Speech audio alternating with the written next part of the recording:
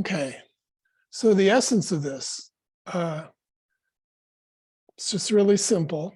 There's just this. That's the essential message, and it really is the whole enchilada. And I mean, there's just this, just pointing to there's just this. Everything is all pointing back to there's just this. There really isn't anything to communicate beyond just pointing to there's just this. And, you know, people who, well, speakers who are in the mode of being very uncompromising, very radical, hardline speakers, no nonsense. Well, essentially just the communication is really just always, there's just this. It's just a continual pointing to that, not really entertaining much else. And then the questions come in and the answer is always, there's just this, pointing back to there's just this. And that, you know, essentially that is what it is. But the way I talk, I mean, in my way of pointing to this, I'm not quite that extreme in my radical expression. Although there's no way to unradicalize this because it is radical. It's getting to the root. I mean, that's what non-duality is. That's what I mean, essentially the sort of problem, quote unquote, problem with any communication about, you know, the points in this direction is that it doesn't quite get to the root and sort of hangs around without getting to the root. And so that, you know, that there's a reason why people like to just stick to the point, not get distracted. Because the root is there's just this. But like I say, actually the way I approach is sort of a two-step process. I'm always saying there's just this. Step one is just pointing to there's just this. It's step 1, 2, 3. It's all the steps. I mean, that really it is, we don't really have anything else to do but point to there's just this. But in the way that I talk, there's another step to the communication. Step 2 is, okay, there's just this, step 1, but there's also this experience, this step 2 is pointing to the fact that there's also this experience of something else, which is what the me is, the person. The experience of the person is appearing. So step 2 is to look at that and talk about it. Point to that. Point to what seems to be here. And seems to be, well, what is that? It's a claim, a statement, that no, there's not just this. It's a denial. It's a, you know, it's a contradiction of just this. It's the experience of the person is the experience that, no, this is not just this. This is a world of things, a world of experience in time. It's a person, separate person in a world, doing things, having problems, living a story. So there's all that is the claim of the me, is that no, there's not just this, there's everything that isn't just this. And I can't stop believing that. I can't stop living that. I can't stop being that. I mean, I can hear there's just this a million times a day, and it doesn't, I mean, my experience is that no, there's not just this, there is me, separate. There's the world, separate, and a problem. There's not just this, there's, because well, what is just this? Just this essentially is pointing to there's no problem. There's no separation. There isn't anything like that.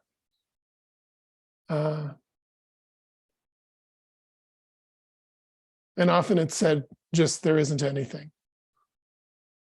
That's a little difficult too, but I'll leave that aside for a moment. But again, so there's just this, and then in my way of speaking, there's just this, and then step two is, yeah, well, there's this experience that there isn't just this. So we're going to talk about that. And in a way, it's the idea that, well, you can look, because this me, this person, this experience of being separate is here, and it's being claimed to be real. It's being experienced as real. So you can notice that. You can look into it and look to the root of that. And the idea is, well, if you look, you'll see what is, which is the fact that that is not sustainable. If it doesn't, it's not sustainable in the light of looking at it, it can't hold up. It only holds up in a way if you kind of don't look at it. You sort of ignore it, are distracted a little bit by something, by the lights and the shiny noise. Shiny noise? But if you actually, that's why it's repeated. Well, look at this. Look at the me. Look what it is. It's a claim that cannot possibly be true. There's nothing holding it up. There's nothing sustaining it. If it's not seen, the illusion keeps me from seeing that there's nothing behind the curtain. There's nothing to it. It's a claim, and it's a claim, an assertion, a belief, a seeming experience, but it doesn't hold up if it's looked at. It's not possible to be. It couldn't possibly be true. All of the claims of the me, the claims of separation, the claim that this is real, this separation, this world of things and things happening to me, the story that's going on in time.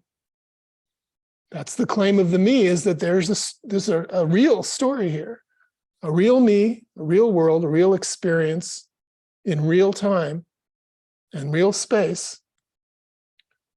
That's the trouble. That's the problem. Because that's also part of this. The story that's real is a story of a problem, my suffering, and my constantly trying to get out of the suffering, out of the problem, trying to learn more, know more, do more, have more experience, better experience, constant. That's the journey.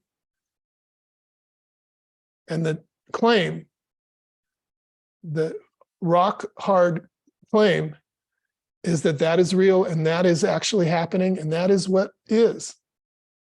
That's the experience of me. But what I'm saying is that this kind of pointing is, it's first saying, no, there's none of that. And then step two is to, let's look at this me experience. And the idea is that if it's looked at, ultimately it's looked at by no one, because there is no one.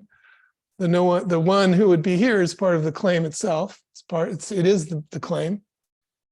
But somehow there's a looking, you can look into it. Look into this claim. Look and look again. Keep it in my sights and look and see what is this claim true? Does it make sense? Is it here?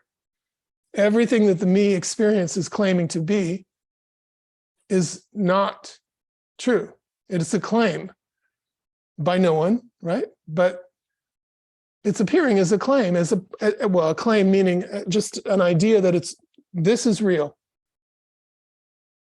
Belief, assumption, conviction, just assumed that it's all like this. This is real, this real world, the real self, real experience, exactly as I'm seeing it, playing, well, as it's seeming to me, as the person. So that's what the person is. It's this claim of this separate thing, separate and apart from just this. So again, I'm saying that's step 2, is to look at that, notice that that's appearing as an appearance, and that it doesn't have anything to it, doesn't have any substance to it. It's the part of the claim is that, well, it does have, I mean, that's the claim. I'm real. This is real. This moment is real. This world is real.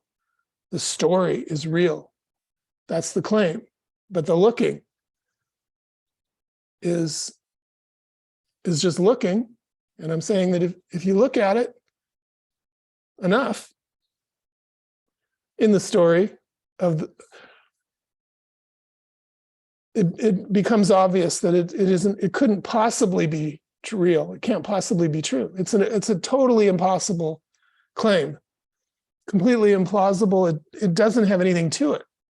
And this solidness, that's the whole point. That claim is that there's some solidness here. There's some real experience here. There's something real here. And I'm having to really, really deal with it. That isn't there. And that can, if it's looked into, it'll be seen. So, it's the idea.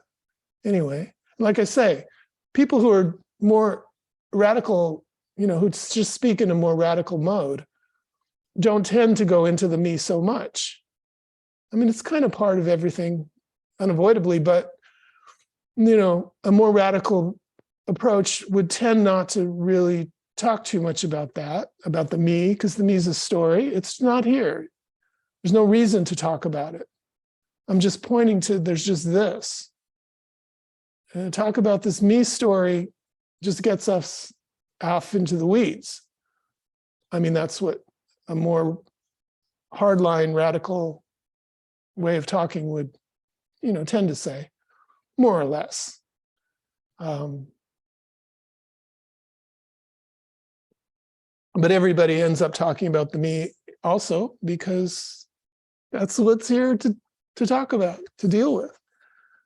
I mean, the whole business of talking is a response to this phenomenon of the me. The me is already here, making its claim, producing the effect of making everything seem real and giving this picture of what's real. So I already walk in the door with, knowing what's real, knowing I'm real, knowing that there's separation, knowing that there isn't just this, and the world is a problem and all of that. I already know that, just walking in the door. So the communication comes in, responding to that. That's why there's just this is said. And that can't be understood, and in fact isn't even true, because to say there's just this is words.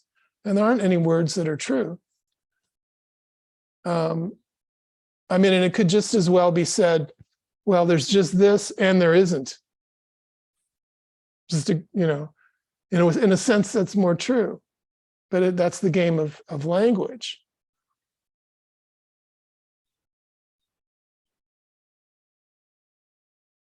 But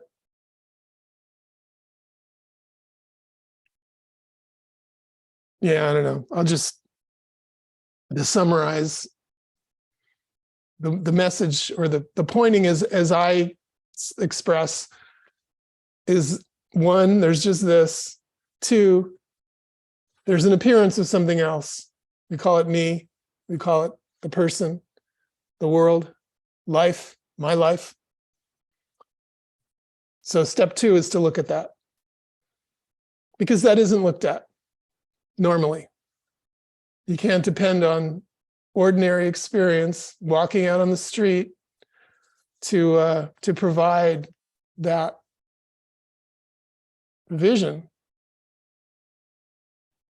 that seeing through the illusion. But again, this is still a story. And so there's good logic to just saying, well, there's just this. It may be heard. There's a resonance that may happen. The words are not important, so let's just keep pointing to there's just this. And there's no right way to talk. And ultimately it's just, dogs barking or just music, it's not the words, it's not the concepts. But again, I do have this sort of two-step way of talking, and that's generally the way, that's in there, in the way most people do express, more or less. But except, as I say, the more radical expression would tend to just concentrate on the one and not so much on the two. But that's kind of the deal.